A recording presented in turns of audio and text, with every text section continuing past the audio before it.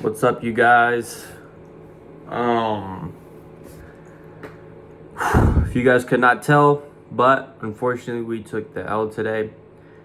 Big shout out to my partner Ariana. Carrie today. Unfortunately, I just had a very bad play of golf. Was just not doing well. Could not hold up my own weight today, but it is what it is.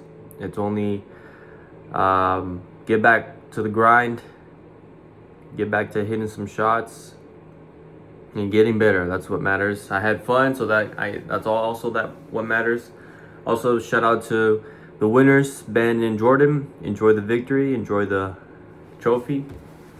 But without further ado, Talking to Strangers and Malcolm Gladwell. Number 3. In Russian folklore, there is an archetype called Eurodovry, or the Holy Fool. The Holy Fool is a social misfit, eccentric, off-putting, sometimes even crazy, who nonetheless has access to the truth. Nonetheless is actually the wrong word. The Holy Fool is a truth teller because he is an outcast. Those who are not part of existing social hierarchies are free to burn out inconvenient truths or question things the rest of us take for granted. In one Russian fable, a holy fool looks at a famous icon of the Virgin Mary and declares it the work of the devil. It's an outrageous heretical claim. But then someone throws a stone at the image and a facade cracks, revealing the face of Satan. Every culture has its version of the Holy Fool. In Hans Christian Andersen's famous children's tale, The Emperor's New Clothes, the king walks down the street in what he has been told is a magical outfit. No one says a word except a small boy who cries out, "Look at the king. He's not wearing anything at all. The little boy is a holy fool." The tailors who sold the king his clothes told him they would be invisible to anyone unfit for their job. The adult said nothing for fear of being labeled incompetent. The little boy didn't care. The closest we have to holy fool in modern life are whistleblowers. They're willing to sacrifice loyalty to their institution and in many cases the support of their peers in the service of exposing fraud and deceit. What sets the holy fool apart is a different sense of the possibility of deception. In real life, Tim Levine reminds us lies are rare, and those lies are told by a very small subset of people. That's why it doesn't matter so much that we are terrible at detecting lies in real life. Under the circumstances, in fact, defaulting to truth makes a logical sense. If the person behind the counter at the coffee shop says your total with tax is $6.74, you can do the math yourself to double check their calculations, holding up the line and wasting 30 seconds of your time. Or you can simply assume the salesperson is telling you the truth because on balance, most people do tell the truth. That's what Sock Carmichael did. He was faced with two alternatives. Reg Brown said that Anna Montes was behaving suspiciously. Anna Montes, by contrast, had a perfectly innocent explanation for her actions. On one hand was the exceedingly rare possibility that one of the most respected figures at the CIA was a spy. On the other hand was the far more likely scenario that Brown was just being paranoid. Carmichael went with the odds. That's what we do when we default to truth. Ned Simons went with the odds as well. Madoff could have been the mastermind of the greatest financial fraud in history, but what were the chances of that? The holy fool is someone who doesn't think this way. The statistics say that the liar and the con man are rare, but to the holy fool, they are everywhere. We need holy fools in our society from time to time. They perform a valuable role. That's why we romanticize them. Harry Marco Polo's was the hero of the Madoff saga. Whistleblowers have movies made about them, but the second crucial part of Levine's argument is that we can't all be holy fools. That would be a disaster. Levine argues that over the course of evolution, human beings never developed sophisticated and accurate skills to detect deception as it was happening, because there is no advantage to spending your time scrutinizing the words and behaviors of those around you. The advantage to human being lies in assuming that strangers are truthful. As he puts it, the trade-off between truth default and the risk of deception is a great deal for us. What we get in exchange for being vulnerable to an occasional lie is efficient communication and social coordination. The benefits are huge and the costs are trivial in comparison. Sure, we get deceived once in a while. That is just the cost of doing business. That sounds callous, because it's easy to say all the damage done by people like Ana Montes and Bernie Madoff. Because we trust implicity, spies go undetected, criminals roam free, and lives are damaged. But Levine's point is that the price of giving up on that strategy is much higher. If everyone on Wall Street behaved like Harry Marco Polos, there would be no fraud on Wall Street. But the air would be so thick with suspicion and paranoia that there would also be no Wall Street. Number 4. In the summer of 2002, Harry Marco Polos traveled to Europe. He and a colleague were looking for investors for a new fund they were starting. He met with asset managers in Paris and Geneva and all the centers of capital across Western Europe, and what he learned stunned him. Everyone had invested with Madoff. If you stayed in New York and talked to people on Wall Street, it was easy to think that Madoff was a local phenomenon, one of many money managers who served the wealthy of the East Coast. But Madoff, Marco Polos realized, was international.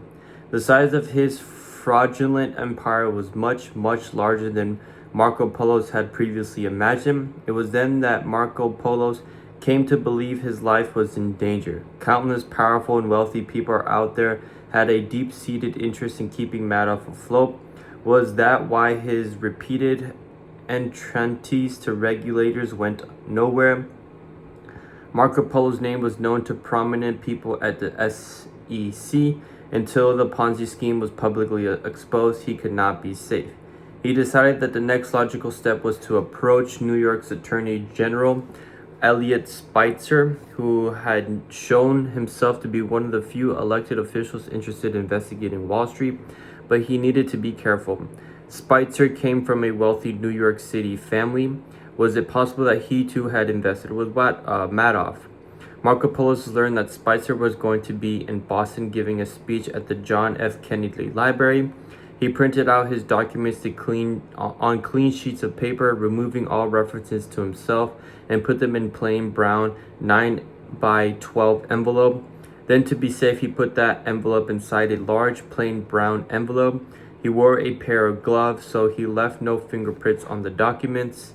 He put on extra heavy clothing and over that the biggest coat he owned. He did not want to be recognized.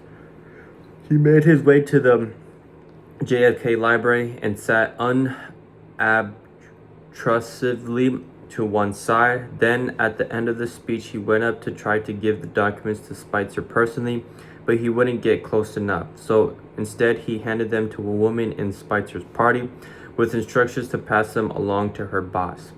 I'm sitting there, I have the documents, Marco Polos remembers.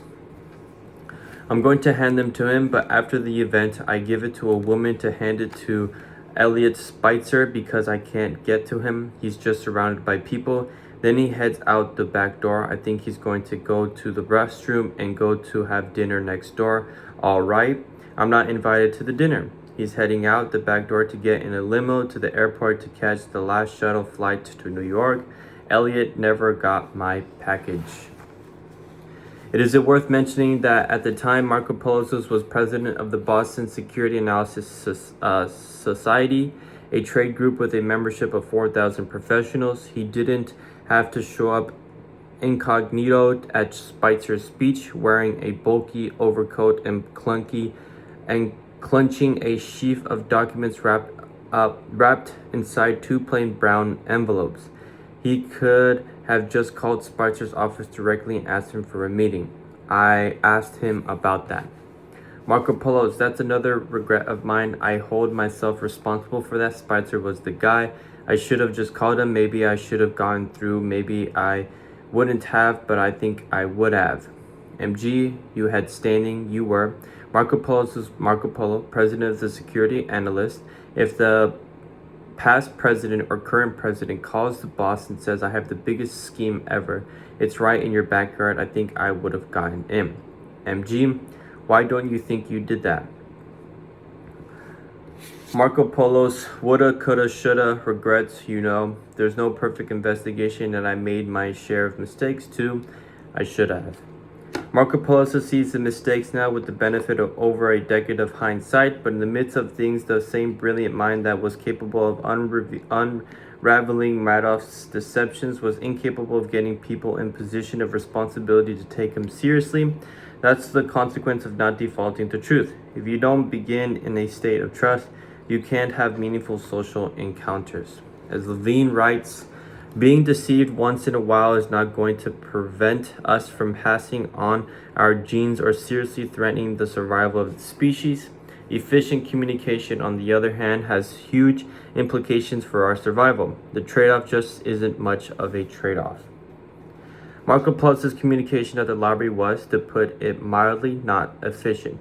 The woman he gave the envelope to, by the way, she wasn't one of Spicer's aides. She worked for the JFK library. She had no more special access to Spicer than he did. And even if she had, she wouldn't almost certainly seen it as her responsibility to protect a public figure like Spicer from mysterious men in double-sized overcoats clutching plain brown envelopes. To me, it kind of sounds like, I think the mind and the emotion kind of overtook the decision making, but I still give credit where it's due. Well, doing whatever it takes and doing whatever is necessary to achieve or to get what you want. So much kudos to him, Marco Polo, to giving that envelope to Spicer.